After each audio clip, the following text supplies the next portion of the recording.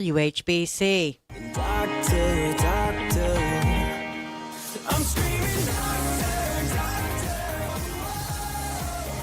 This is one of my favorite times of the week when we have a chance to chat with our favorite family physician, Dr. Stan Anderson. Good morning, Dr. Stan.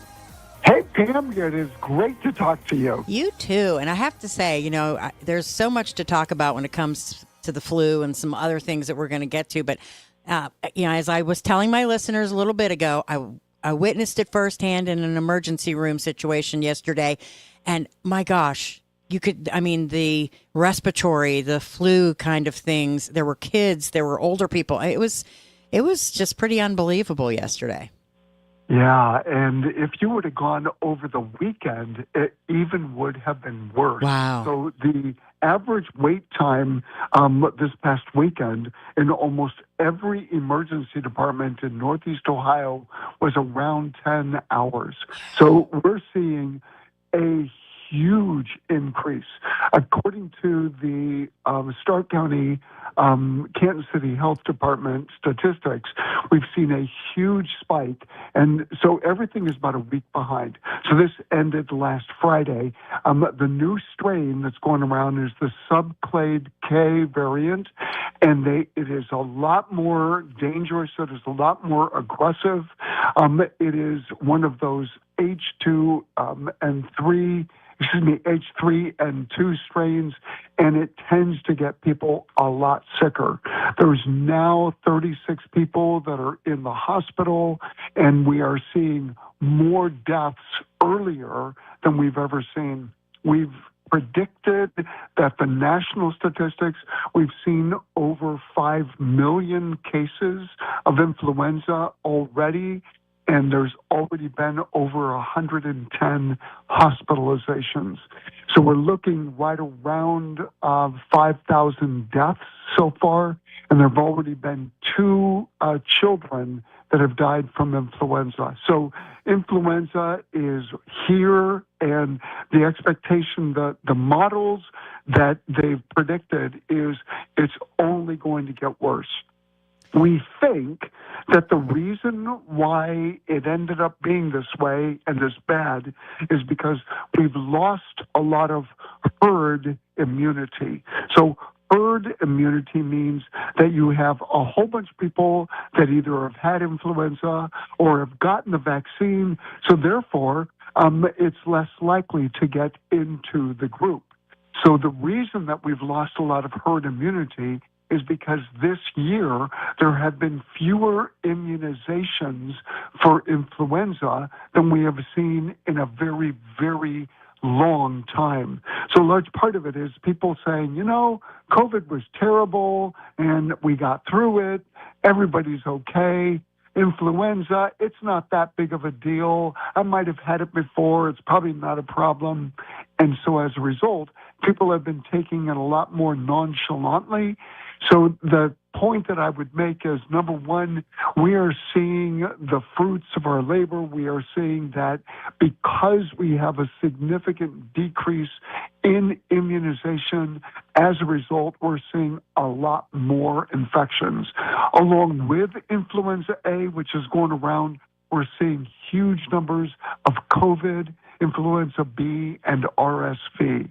I've seen well over 10 people that have said, I have been sick since Thanksgiving, and there has been infection after infection after infection, and I have been sick forever. Usually what that means is you've had more than one infection, and that's what's going around right now. So we're in a crisis mode. Recommendation, if you have not gotten your flu shot, you want to get your flu shot. The flu shot is probably your best protection, and there's so many additional benefits. Getting the flu shot lowers your risk for developing Alzheimer's, lowers your risk of having a stroke, lowers your risk of having heart disease. So one of the things that I would tell anybody that's on the fence, get the flu shot, talk to your healthcare provider, get it today. You can go to the pharmacy, get it ASAP. One of the other problems is there are some people that were not expecting, some providers not expecting to have as many people get the shot. So many offices are starting to run out of the flu shots. So you want to make sure to call your healthcare provider, get it ASAP. Those are the things that I would recommend. And I know you also mentioned that there's a huge epidemic of strep throat right now. Oh my goodness, yeah. And it's really strange because what the strep that we're seeing is something that comes out of nowhere. And the people that we've probably talked about just 20 people just in the past 2 weeks at my office who have had strep throat and they're having atypical symptoms. So not only are they having a positive strep, but they're also having a cough or they're also having a lot more congestion. So usually those don't go along with strep throat, and the treatment for strep throat is penicillin. So that's the one thing that we do have a great treatment for.